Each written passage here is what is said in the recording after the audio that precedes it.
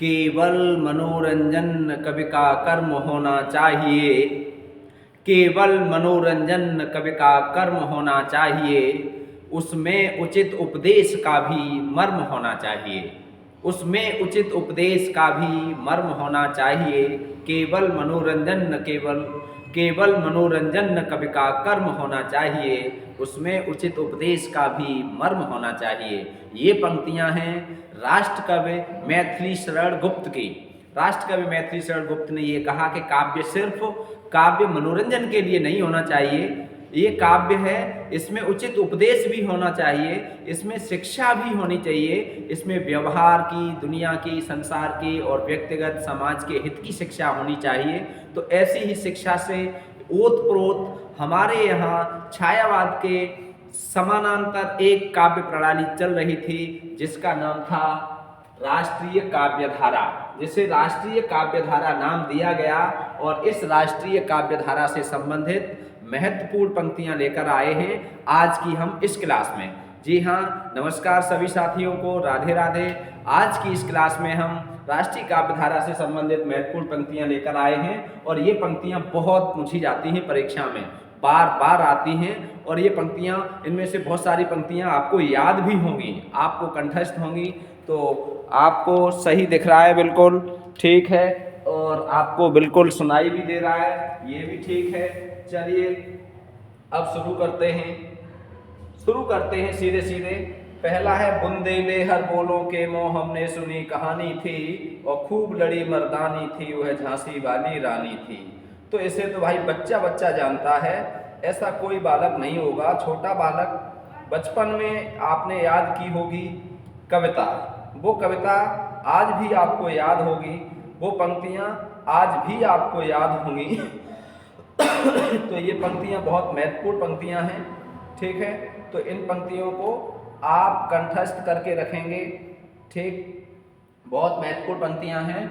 बुंदेले हर बोलों के मोह हमने सुनी कहानी थी, बुंदेले हर बोलों के मोह हमने सुनी कहानी थी, खूब लड़ी मर्दानी थी वह झांसी वाली रानी थी, खूब लड़ी मर्दानी थी वह झांसी वाली रानी थी, सिंहासन हिल उठे राजवंशों ने भ्रिकुटी तानी थी, बूढ़े भारत में भी आई फिर से नई जवानी थी, गुमी हुई आज़ादी की कीमत सबने पहचानी थी, दूर फिरंगी को करने की सबने मन में ठानी थी, चमक उठी सन 57 में वह तलवार पुरानी थी, बुंदेले हर बोलों के मोह हमने सुनी कहानी थी।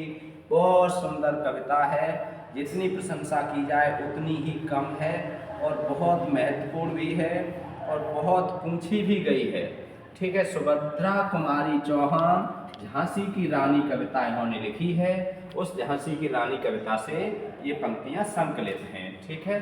ये सब आपको याद होंगी, लेकिन फिर भी आप इन्हें नोट रखें, ठीक।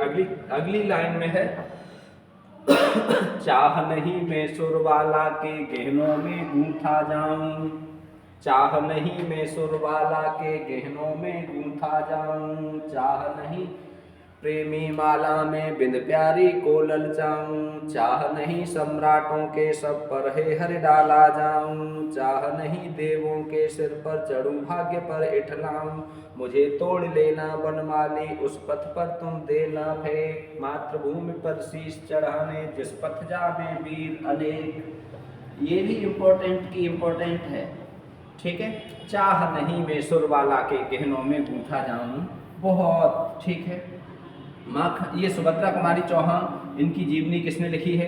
सुधा चौहान ने लिखी है, ठीक है। किस नाम से लिखी है? हमने आपको इनकी जीवनी भी बताई है, बहुत पूछी जाती है ये पंक्ति, बहुत पूछी जाती है, और ये पंक्तियां बहुत पूछी गई हैं परीक्षाओं में। माखनलाल चतुर्वेदी, ठीक है, और इन्हें कहा जाता है एक भारतीय आत्मा, ठीक है, याद रखेंगे, युगचारण से संकलित है। अगला है कभी कुछ ऐसी तान सुनाओ जिससे उथल पुथल मच जाए। बहुत बढ़िया। जब कवि सम्मेलन होते हैं तो कवि सम्मेलनों में ये पंक्ति बहुत सुनाई देती है, संचालन करने वाले ये पंक्ति बहुत प्रयुक्त करते हैं। कभी कुछ ऐसी तान सुनाओ जिससे उथल पुथल मच जाए, एक हिलोर इधर से आए, एक हिलोर इधर से आए। कभी कुछ ऐसी तान सुनाओ जिससे उथल पुथल मच जाए, एक हिलोर इधर से आए, एक हिलोर इधर से आए। बहुत महत्वपूर्ण पंक्ति है और परीक्षाओं में बहुत पूछी गई है। बाल कृष्ण शर्मा नवीन की पंक्ति है, हम बिस्पाई जन्म के, इसमें से संकलित की गई है। ठीक है, हम अनिकेतन, हम अनिकेतन, ये बहुत आती है परीक्षाओं में। ठीक है, वेरी वेरी इंपॉर्टेंट पंक्तियां हैं ये परीक्षा की दृष्टि से। आप इन पंक्तियों को अपनी डायरी में नोट कर लेंगे।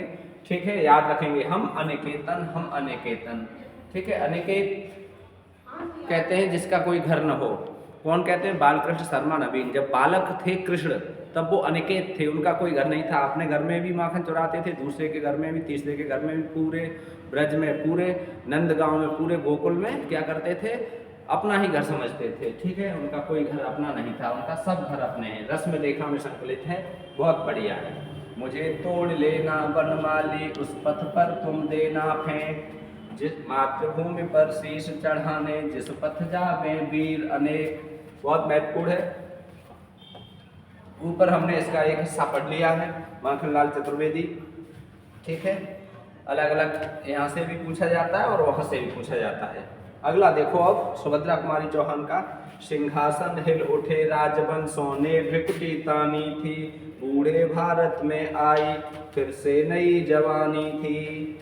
ये भी सुभद्रा कुमारी चौहान की, और जो अभी खूब लड़ी मर्दानी थी वह झांसी वाली रानी थी, इससे है।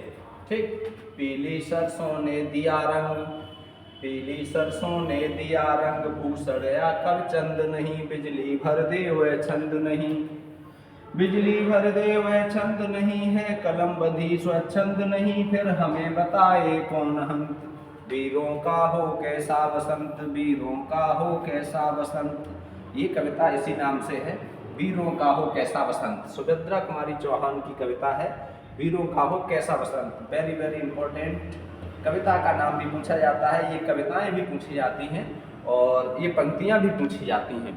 ठीक है, ये कविता पूछी जाए, वीरों का हो कैसा वसंत, ये बहुत परीक्षा में आई है, बहुत बार, सैकड़ों हजारों बार आई है। ठीक है, ये वीरों का हो कैसा वसंत, तो आप याद रखेंगे इसे। ठीक है, ऐसे ही ये भी पूछा जाता है, हम बिस्पाई जन्म के किनकी है, तो ये आप बता देंगे झांसी की रानी ये किनकी है। तो ये बार बार पूछी जाने वाली पंक्तियां हैं।